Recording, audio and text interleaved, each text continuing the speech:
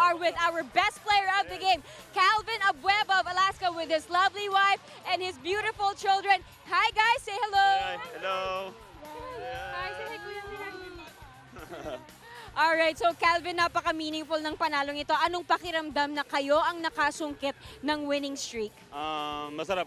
Siyempre, pinaghahandaan pa rin yung bout practice namin, bout game. Talagang prepare kami, talagang bunibuhos namin. Lalo na ngayong kalaban yung Nebra, talagang binigay namin lahat dito.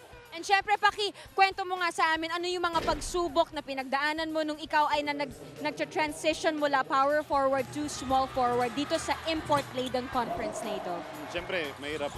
Malalaking import ngayon. Mabuti, nadapat sa akin ngayon. Kahit ko lang talagang kinaya ko talaga. Siyempre, import niya malakas. Talagang pinagandaan ko talaga bawat galaw niya. And syempre, this is all worth it. Ngayon naman, anyayahan mo na mga Alaska fans and syempre mga PBA fans to keep supporting the league and also your team. Ang binabati ko si Boss Delta, ang Senator Chichua, at mga sumusuporta sa akin dito, Alaska fans. Talaga.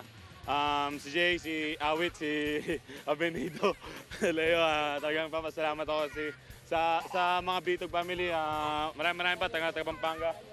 Daniel ko family, talagang Kanapi family, talagang suporta sila, nandiyan sila sa akin. Eh, mga chikitings ni Calvin, may gusto bang sabihin? Say hi! Hi! All right, there you go. Thank you, Calvin, and thank you, Mrs. Abueva.